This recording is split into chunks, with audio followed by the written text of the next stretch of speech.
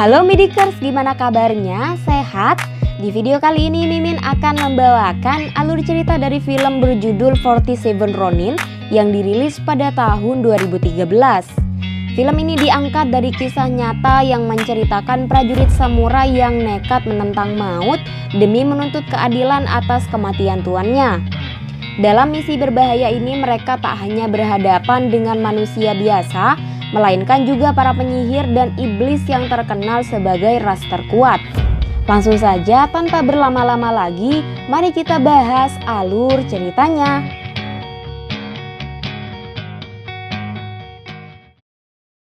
Alkisah dahulu kala tanah Jepang masih terpecah dan sangat berbahaya karena beberapa pulau di dalamnya dihuni oleh penyihir dan iblis. Masa itu Jepang terbagi menjadi beberapa provinsi yang saling bermusuhan, namun seluruh pemimpin provinsi tunduk di bawah seorang pimpinan agung bernama shogun. Setiap provinsi memiliki samurai yang akan melindungi mereka dalam situasi apapun, sehingga jika seorang samurai gagal menjalankan tugas, ia akan dipermalukan dan menjadi ronin. Kisah dimulai dengan seorang anak misterius yang diyakini dibesarkan oleh iblis hutan bernama Tengu, tengah berlari menuju provinsi Ako. Melihat tanda bekas cakaran iblis di kepalanya, seorang samurai bernama Oishi hendak membunuhnya, namun pimpinan Ako yaitu Asano memilih untuk menyelamatkannya. Asako dan juga Mika putrinya melihat sesuatu yang istimewa dalam dirinya. Semenjak saat itu, Mika menjadi teman baiknya dan ia dikenal dengan nama Kai. Singkat cerita, Kai pun telah dewasa. Kali ini ia bergabung bersama para prajurit untuk memburu seekor monster yang meneror provinsi Ako. Di antara prajurit yang lain, sebenarnya Kai adalah yang paling unggul. Ia mampu membaca tanda dan menebak keberadaan makhluk itu. Sesuai prediksi, seekor banteng raksasa menyerang mereka. Seluruh prajurit pun memburunya termasuk Kai. Namun seakan kebal senjata, makhluk itu tak bereaksi saat terkena senjata prajurit.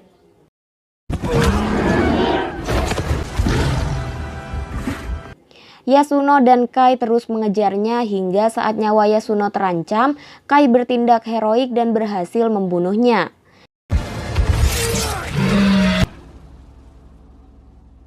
Meski begitu, Yasuno tak berterima kasih dan justru ia yang menerima seluruh pujian, sementara Kai tetap dipandang sebelah mata. Kejadian itu disaksikan oleh seekor rubah di mana ia adalah utusan dari Kira, pimpinan provinsi Nagato, untuk memata-matai Asano.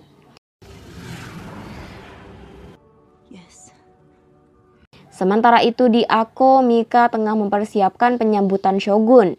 Lalu ia pun senang saat tahu sang ayah dan seluruh prajuritnya kembali dengan selamat. Asano meminta agar Mika mempersiapkan turnamen dengan baik untuk menghibur shogun. Setibanya di rumah, Oishi disambut sang istri dan anaknya yaitu Chikara yang sedang berlatih dengan giat. Sementara itu Mika menghampiri Kai yang hidup sendiri di tengah hutan untuk memastikan keselamatannya.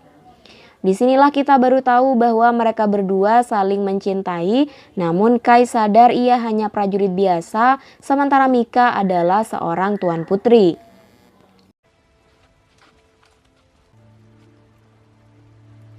Malam pun tiba. Pimpinan agung yaitu shogun telah tiba di Ako dan disambut baik oleh Asano. Dari jauh Kai melihat kehadiran jelmaan rubah tempo hari dan ia langsung melapor pada Oishi, namun ia tak menghiraukan Kai malah menuduhnya sebagai iblis karena bisa mengenali penyamaran penyihir itu. Keesokan harinya Asano menyambut kedatangan Kira untuk menyaksikan sebuah turnamen yang diselenggarakan di Ako. Ia terpesona melihat kecantikan Mika. Tak lama semua orang berkumpul untuk menyaksikan turnamen samurai.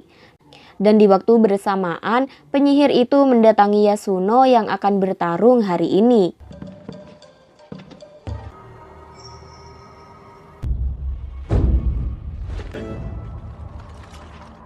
Tak lama Chikara dan Kai mendapati Yasuno telah dipengaruhi sihir hingga tak ada pilihan lain bagi Kai selain menggantikannya melakukan turnamen samurai. Dengan disaksikan semua orang, turnamen pun dimulai. Awalnya tak ada yang curiga sama sekali, hingga akhirnya lawan Kai berhasil menjatuhkannya hingga penutup kepalanya terbuka dan semua orang terkejut melihat Kai melakukan turnamen itu.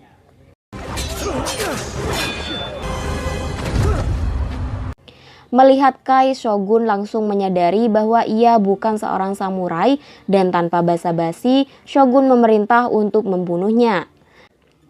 Namun tiba-tiba Mika secara spontan melindunginya hingga Shogun meminta Kai untuk dijatuhi hukuman pukul.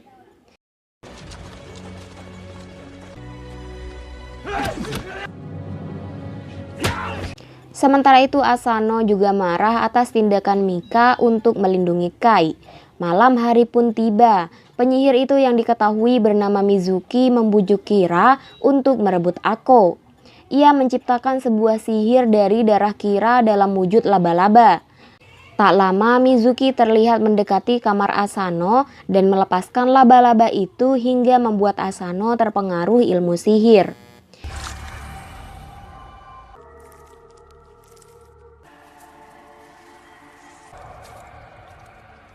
Sihir itu membuat Asano melihat bahwa putrinya yaitu Mika sedang dilecehkan oleh Kira, sehingga tanpa sadar ia mendatangi kamar Kira dan langsung menyerangnya. Begitu Mika datang, kesadaran Asano pun kembali karena kejadian itu Shogun menjatuhkan hukuman mati pada Asano. Tak ingin memperlakukan Asano seperti penjahat, Shogun pun mengizinkan Asano untuk mati secara terhormat alih-alih melakukan hukum gantung. Sebelum eksekusi dilakukan, ia meminta Oishi untuk menjaga Mika dan rakyat Ako. Keesokan harinya dengan disaksikan Shogun dan Mika, eksekusi Asano pun dijalankan. The penalty is death.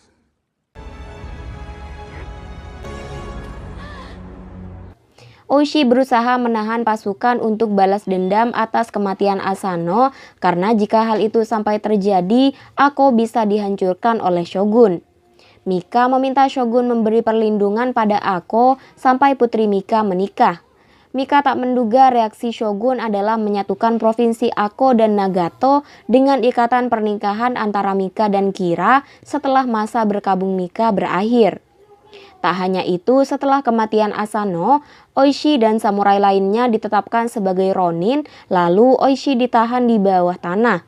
Namun sebelum itu, Kira mengusir seluruh prajurit dari tanah Ako dan membawa Kai pergi.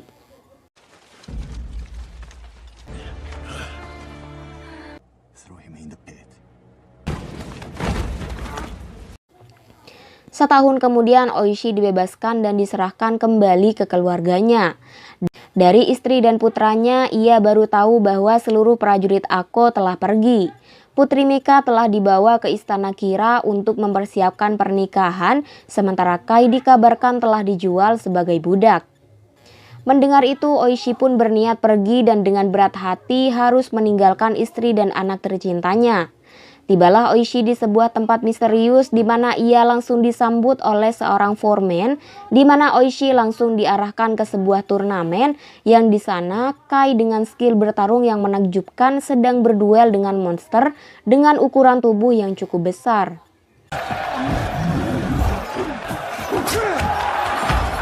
Setelah monster itu berhasil dikalahkan, Oishi maju sebagai penantang selanjutnya, di mana Kai nampak tak mengenali Oishi.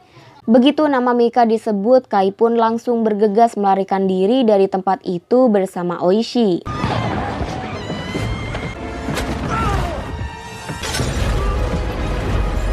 Kai merasa kesal pada Oishi karena saat itu bukannya melawan, Oishi malah berlutut di hadapan Kira.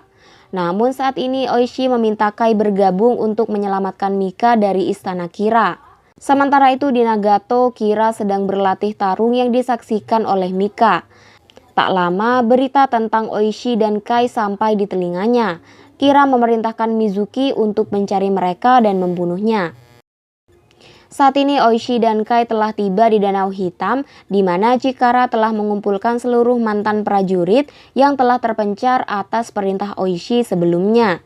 Ia mengajak seluruh prajurit melakukan misi balas dendam bersamanya, yaitu membalas Kira atas kematian Asano. Mereka pun mulai menyusun strategi. Oishi meminta sebagian dari mereka mencari informasi untuk masuk ke istana Kira dengan aman, sementara yang lainnya akan membuat senjata dan mengumpulkan rekan mereka sebanyak mungkin. Singkat cerita, tibalah mereka di desa Uitsu yang terkenal sebagai desa pembuat pedang, di mana saat ini desa itu telah dikuasai oleh Kira. Oishi menyamar sebagai petani untuk membeli senjata, tetapi prajurit Kira berhasil mengenali penyamaran mereka hingga Kai pun maju dan menghabisi seluruh anak buah Kira hingga tak bersisa.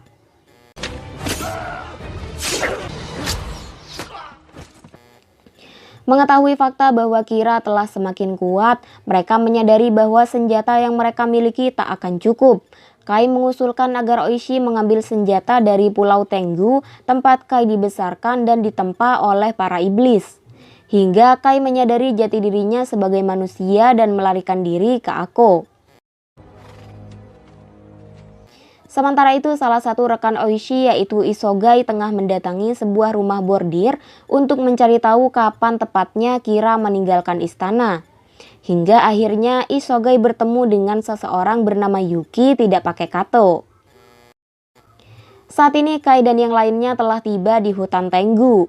Begitu akan memasuki kuil, Kai hanya membawa Oishi bersamanya. Kai memperingatkan Oishi agar jangan sampai menghunus pedangnya apapun yang terjadi.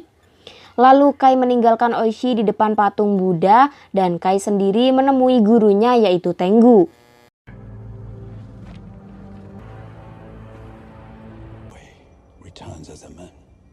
Disinilah kita baru tahu bahwa Kai adalah anak haram dari pasangan nelayan bule dan gadis Jepang yang membuang Kai di hutan Tenggu. Kali ini Kai kekeh untuk mendapatkan pedang dari sana. Tenggu mempersilahkan Kai mengambil pedang di hadapannya jika ia mampu merebutnya dari Tenggu.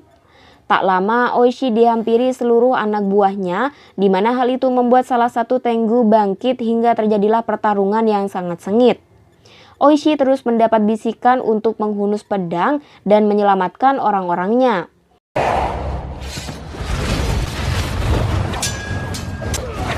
Draw your sword. Sementara itu, Kai berusaha merebut pedang itu hingga pada akhirnya Kai pun berhasil dan semua orang di depan Oishi menghilang.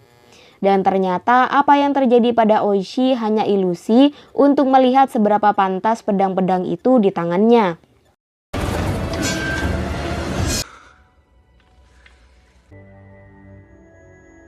Kai mengatakan pedang itu tergantung si empunya. Jika si empunya cukup kuat, maka pedang itu akan sangat kuat. Oishi langsung menemui Hazama di titik temu, lalu tak lama Isogai datang membawa informasi bahwa Kira akan meninggalkan istana menuju kuil malam ini. Oishi meninggalkan Chikara di sana, lalu berangkat bersama seluruh pasukan yang ada.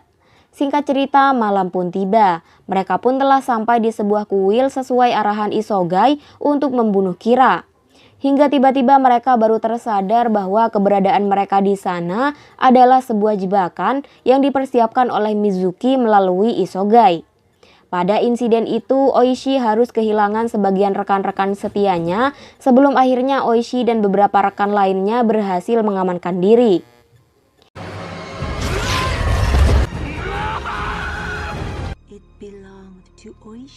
Mizuki memberitahu pada Mika bahwa Kai telah mati di tangannya untuk memancing amarah dan emosi Mika. Namun tanpa Mika tahu, Kai, Oishi, dan beberapa yang lainnya berhasil selamat dari insiden itu. Good night. Keesokan harinya, Kai melihat rombongan penari melintas dan hendak menuju istana Kira. Oishi berniat menyusup ke dalam istana bersama rombongan penari itu. Yasuno meminta maaf pada Kai atas perbuatan jahatnya pada Kai selama ini. Ia menyerahkan sebuah pedang peninggalan prajurit yang gugur semalam pada Kai sebagai pertanda bahwa Kai adalah samurai sejati. Tak lama Oishi mengumpulkan seluruh prajurit untuk membuat catatan atas perjuangan keadilan yang akan mereka lakukan sehingga generasi mendatang akan bangga atas keberanian mereka saat ini. Kini 47 Ronin itu telah siap untuk berjuang bersama.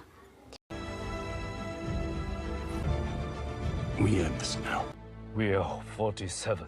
Singkat cerita, malam hari pun tiba. Mereka semua berhasil melewati gerbang pemeriksaan dengan aman, sementara Kira dan Mika sedang bersiap untuk ritual pernikahan. Tak lama mereka telah tiba di altar dan pertunjukan pun dimulai, sementara semua rekan Oishi telah mengambil posisi dan bergerak sesuai rencana.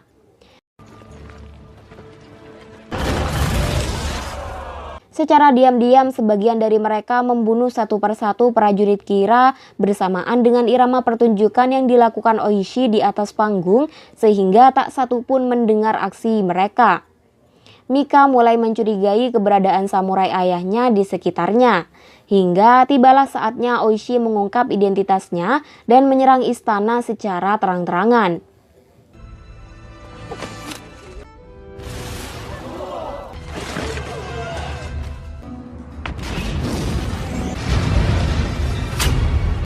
Saat semua orang sibuk bertarung, Kai mengejar Mika ke dalam istana, sementara Oishi mengincar nyawa Kira.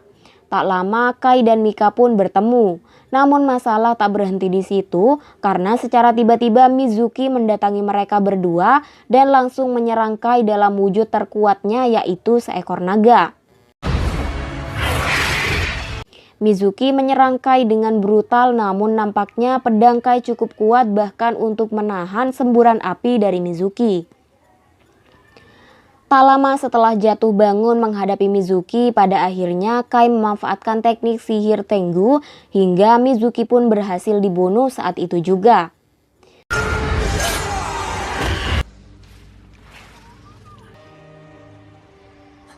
Tak jauh dari sana, Oishi juga berhasil menemukan keberadaan Kira.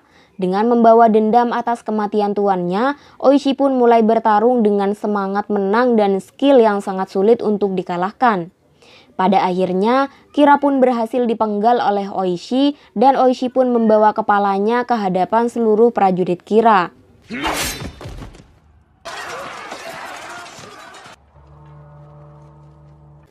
Dengan membawa kepala Kira, mereka pun pulang dengan rasa bangga dan puas atas dendam yang berhasil mereka tuntaskan. Tak lama mereka semua tiba dengan selamat di Provinsi Ako, lalu mempersembahkan kemenangan mereka pada mendiang Asano. Sebagaimana yang telah mereka prediksi sejak awal, Shogun menjatuhkan hukuman berat pada mereka semua berupa hukuman mati. Namun sebagaimana eksekusi Asano, Shogun mempertimbangkan keberanian dan kesetiaan mereka dan mengizinkan mereka semua mati secara terhormat. Thank you. Setelah tanggal kematiannya ditetapkan, Kai berpamitan pada Mika dan berjanji bertemu dengan Mika di kehidupan setelahnya. Begitu pula dengan Mika, ia berjanji akan terus mencintai Kai sampai kapanpun dan berusaha melepas Kai dengan lapang dada. Keesokan harinya adalah hari eksekusi bagi ke-47 Ronin yang telah ditetapkan oleh Shogun. Mereka pun memulai prosesi hingga tiba-tiba Shogun menghentikan mereka dan memanggil Chikara. Rupanya Shogun membebaskan Chikara dari hukuman mati agar garis keturunan Oishi tetap berlanjut. Lalu setelah itu eksekusi pun dijalankan.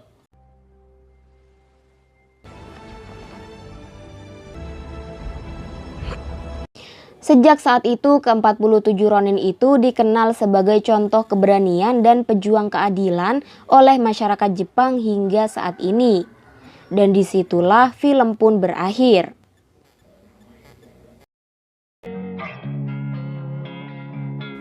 Gimana nih Bidikers videonya? Yes or no?